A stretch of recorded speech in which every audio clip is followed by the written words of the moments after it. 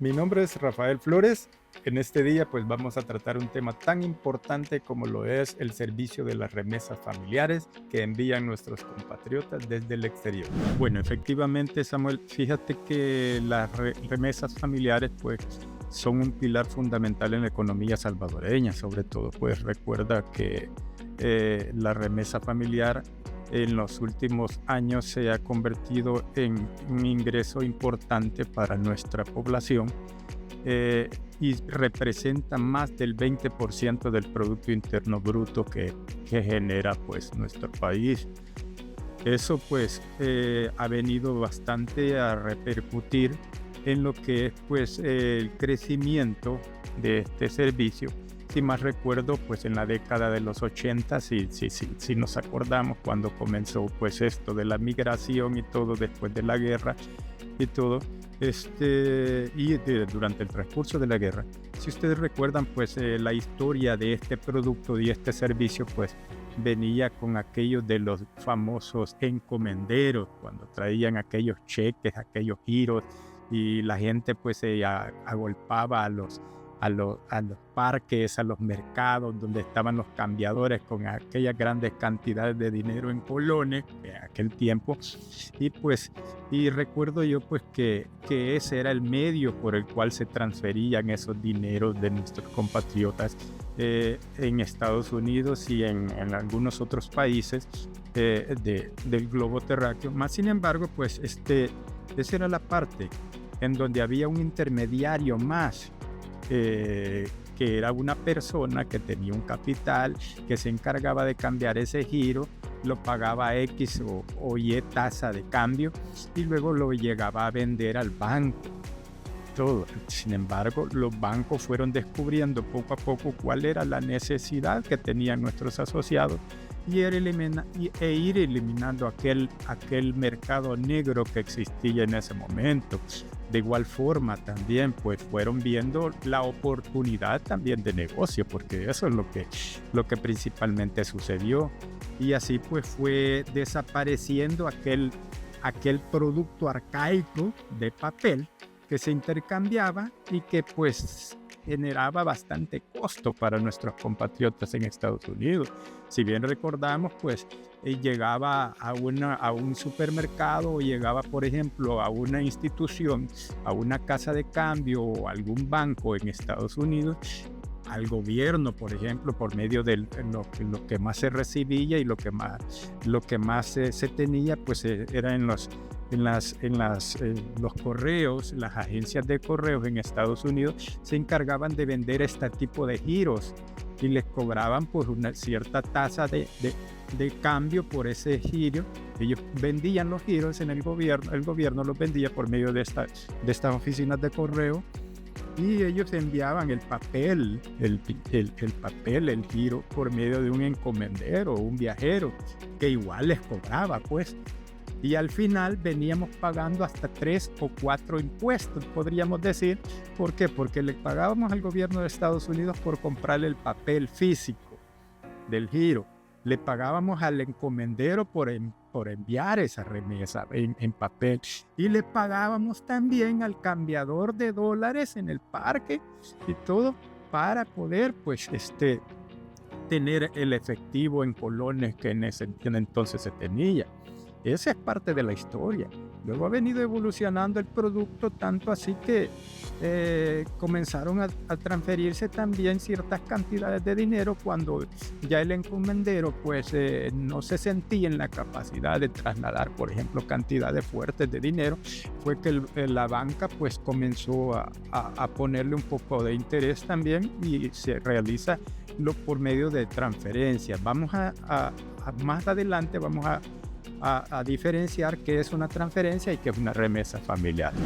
Eso pues vino a darle auge al producto de remesas familiares, porque ya lo cambias y todo. Y cuando tú mencionabas 1.6 millones de compatriotas en Estados Unidos y mencionabas que representan el 25% de nuestra población, eso es lo que realmente se establece acorde a los reportes que se envían al Banco Central de Reserva.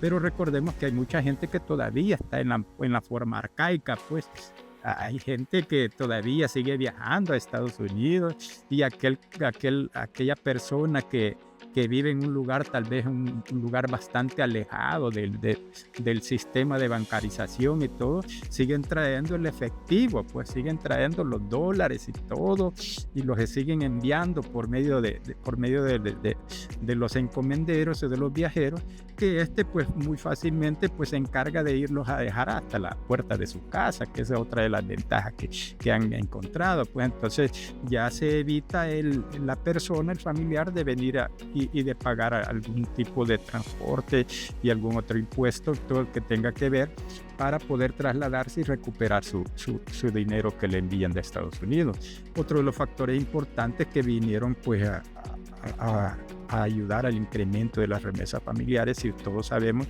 fue pues la reciente pandemia que acabamos de tener. Pues todo eso ha generado cierta, como podríamos decir, humanidad, el aspecto humanitario de nuestros compatriotas en Estados Unidos, que nos ayudaron bastante a paliar pues un poco la economía de nuestro país en ese sentido, generando pues mayores incrementos en lo que era pues el envío de remesas familiares. Mucha gente se sacrificó enormemente en Estados Unidos para tratar pues de enviar un poquito más a sus parientes aquí en El Salvador por el sufrimiento de la pandemia. Pues y todo eso, esos acontecimientos externos han venido pues y han contribuido también a que las remesas familiares pues hayan tenido su principal incremento en estos últimos años y representan pues un fuerte ingreso para la economía local. De igual forma, pues podemos ver y diferenciar. Recuerden que anteriormente pues la economía también estaba basada en el consumismo. La remesa pues se utilizaba para el consumo. Posterior al cambio de la pandemia y todo, y los acontecimientos que se han venido generando, como por ejemplo la reducción de la criminalidad en el país y todo, ha generado una cierta motivación y cierto incentivo de nuestros compatriotas en el exterior para poder invertir en el país. Y es ahí donde vamos a diferenciar la remesa de consumo con la remesa que le llamamos o le queremos llamar pues la remesa productiva. Fíjate que antes, para no olvidar lo que estás comentando y todo, pues lógicamente, como sabemos, pues nuestros hermanos compatriotas a nivel de Estados Unidos, en los 50 estados que tenemos en Estados Unidos, incluyendo pues parte de Puerto Rico también, se ha venido distribuyendo fuertemente en algunos estados pues que le llaman en la colonia americana. Nosotros los hispanos le llamamos los estados hispanos. Y eso que tú mencionas de los ingresos por estado y todo, pues es bastante importante estudiar también las regiones de nuestros estados. Pues las regiones de los estados de Estados Unidos. La región sur, pues lógicamente es la que nosotros buscamos como hispanos. ¿Por qué? Por el clima. Sí. Es mucho más rico el clima en Texas, en Arizona, porque se asemeja al clima tropical nuestro. Sin embargo, si te vas al norte, ya a la frontera con Canadá, pues es un poquito más reducida la población. Sin embargo, se ha extendido fuertemente. De igual, la parte oeste de Estados Unidos, pues es la parte que le llamaban anteriormente, pues la parte rica. Y la parte este pues es la que también pues de gran medida ha venido a incursionar por el establecimiento comercial con Europa. Pues entonces los estados como California forman la mayor representatividad de los ingresos por remesas familiares hacia El Salvador. ¿Por qué? Porque es un estado que es bastante rico, pues en ese sentido la economía es bastante fuerte, y también pues porque de igual forma pues los salarios son bastante buenos también, así como también el consumo es bastante fuerte. O sea, todos lo que necesita el latino para vivir en Estados Unidos y en el estado de California, pues es bastante caro. Por ejemplo, un alquiler de un apartamento departamento, tu casa y todo. No es lo mismo comparar, ir a comprar una casa al estado de Texas que al estado de California. Es casi el doble del costo que pueda tener. Entonces, de igual forma, igual ahora el salario mínimo en Texas es mucho inferior a lo que es el salario mínimo en California. Entonces, eso repercute también en lo que son los ingresos de nuestros compatriotas, y pues eso también de igual forma pues en las remesas familiares que ellos envían. Pues bueno, efectivamente, pues como podemos ver, las remesas familiares pues representan un pilar fundamental en la economía salvadoreña, principalmente pues en aquellas familias del área rural, en donde, como hemos sabido, pues son las que prácticamente han perdido cierto poder adquisitivo en cuanto a la productividad que se genera en el área rural. Sobre todo pues aquí en Oriente, como vemos, pues Oriente es un emporio, un fuerte principal para la recepción de remesas familiares. Según tengo entendido, el 65% de nuestras remesas familiares se reciben en los departamentos de Oriente. Pues eso significa que es una fuente de ingresos bastante importante. Como les decía, como te comentaba anteriormente, pues tenemos que saber diferenciar cuándo es una remesa familiar y cuándo es una transferencia. Y esto pues se hace una clasificación. La remesa familiar se comenzó pues a definir en este sentido cuando se envía o se recibe dinero de parte de nuestros compatriotas para lo que es el producto de subsistencia o productos de subsistencia o de consumo. En aquel entonces, pues recibir $500 allá por el año 2000 era un dinero bastante fuerte, pues, y todo, y que te era útil para poder pues subsistir con tu familia aquí en Oriente, pues, sobre todo. Y posteriormente, pues después de los cambios que han sucedido externos y todo, y como comentaba anteriormente, la disminución de la criminalidad y todo, ya pues se está pensando en la inversión a nivel local, con comercios y todo, en donde pues la gente ya está construyendo sus viviendas aquí en El Salvador con la intención de que quieren venir a retirarse al país y todo. Pero esos ya son unas cantidades un poco más fuertes. Ahí es donde tenemos que saber diferenciar entre una remesa familiar de subsistencia y una transferencia, pues una transferencia de dinero. Las transferencias de dinero dependen de cómo la institución a nivel interno utiliza sus políticas para poder determinar los criterios cuándo hacerlo por medio de transferencias o cuándo hacerlo por medio de remesas familiares. Inclusive la transferencia le llaman transferencia cablegráfica en las instituciones formalizadas de la economía, cuando pues son cantidades bastante fuertes. Por ejemplo, enviar una transferencia cablegráfica de banco a banco por una cantidad, por ejemplo, de $15,000, le sale mucho más barato a nuestro pariente en Estados Unidos enviarla por medio de transferencia cablegráfica, porque solo paga alrededor de $84-85, independientemente del monto, porque se paga por el servicio. Sin embargo, cuando lo hace por medio de remesas familiares, recordemos que es una fuerte cantidad. ¿Por qué? Porque le cobran por monto mínimo. O sea, hay una tasa que puede ser $1,000, por ejemplo. Si usted envía $500, $1,000 le cobran $5, $7 por cada $1,000.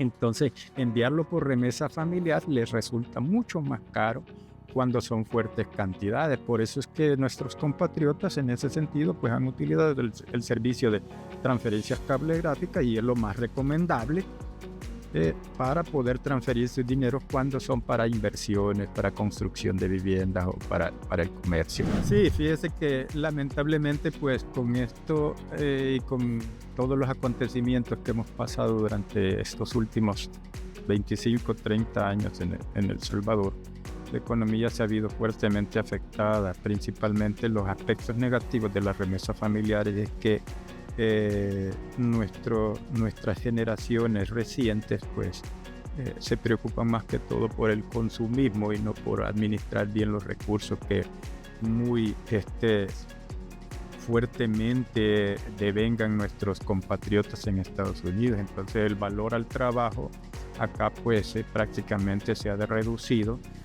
Si tú ves también, pues eso tiene sus efectos también colaterales en lo que es la educación de la población, y no se diga en la economía. Pues ¿por qué? Porque se ha perdido el valor que se le puede dar a los ingresos que se reciben por medio de remesas familiares. Mucha gente deja de comer por andar su iPhone último modelo. Mucha gente pues prefiere la recarga. Cuando se hacían recargas y todo, pues se tiene la tarjetita, comprar la tarjeta, que ir a comprar sus alimentos, pues, y todo. Entonces eso ha repercutido fuertemente. Yo recuerdo, pues nosotros vivimos en la zona costera y todo, pues antes, si ustedes ven, había una cantidad fuerte de pescadores, pues, y todo, artesanales y todo, y que iban a pescar para subsistir en su familia, principalmente en las islas y todo. Ahora con las remesas familiares, tú vas a las islas, no encontrás quien pesca, no hay pescadores, porque todos reciben remesas familiares. No hay agricultores, porque todos reciben remesas familiares. Entonces, la mayor preocupación posguerra y todo ha sido que las familias han crecido a sus jóvenes, no los mandan a la escuela porque no esperan que cumplan los 16, 17 años cuando ya van para Estados Unidos ilegales, porque allá es que tienen que ir a trabajar. Aquí no aprenden a trabajar, entonces tienen que ir allá a subsistir.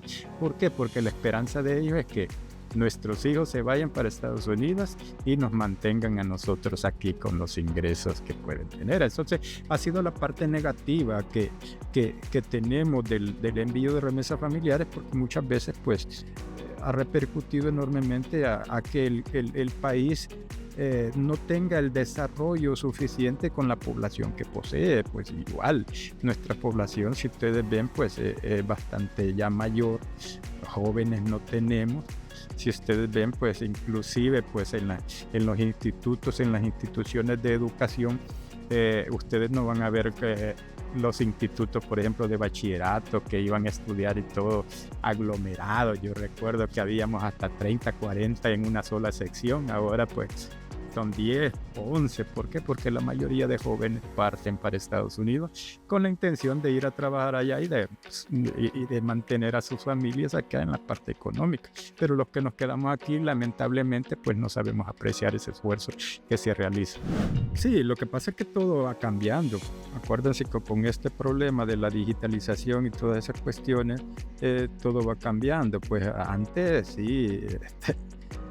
Para hacer una pared pues de ladrillo necesitábamos al que hacía el ladrillo, al que tenía la tejera, necesitábamos al albañil, el albañil necesitaba 2 ayudantes, necesitábamos el concreto, el cemento, la arena y todo eso. Y ahora pues, si tú ves, para hacer una pared pues ya hay prefabricado, ya hay. Entonces lo que ha venido a cambiar es que tener aquella mano de obra arcaica por tener una mano de obra un poquito más avanzada, pues en el sentido más práctica, podríamos decir.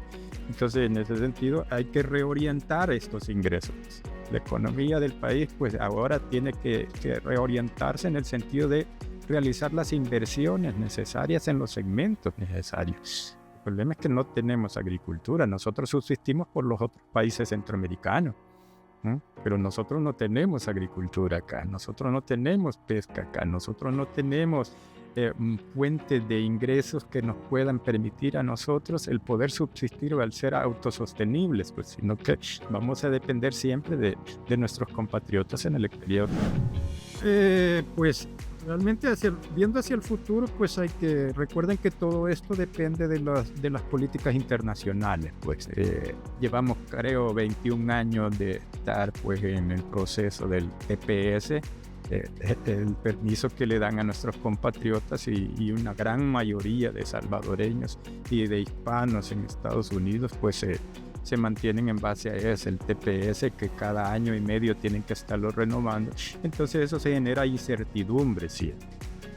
Sin embargo, pues siempre hemos tenido el apoyo del gobierno de los Estados Unidos para poder estar renovando esos permisos que les permiten a nuestros compatriotas estar trabajando en Estados Unidos de una forma semi-legal, podríamos decirlo. Y la parte que tiene que realizar pues el país, principalmente el gobierno, pues es ser atractivo para la inversión extranjera, porque no podemos estar pues esperanzados a estar viviendo de las remesas de otros países y todo, de nuestros compatriotas, porque sino que tenemos que ser un país atractivo, pues atractivo. Realmente nosotros tenemos, yo hacía mención hace algunos años todavía, yo decía, si México tuviera las islas que nosotros tenemos en el Golfo de Fonseca, esto sería un emporio turístico. Correcto, esa es la parte. Entonces, pero nosotros tenemos que ser atractivos para el inversionista y generarle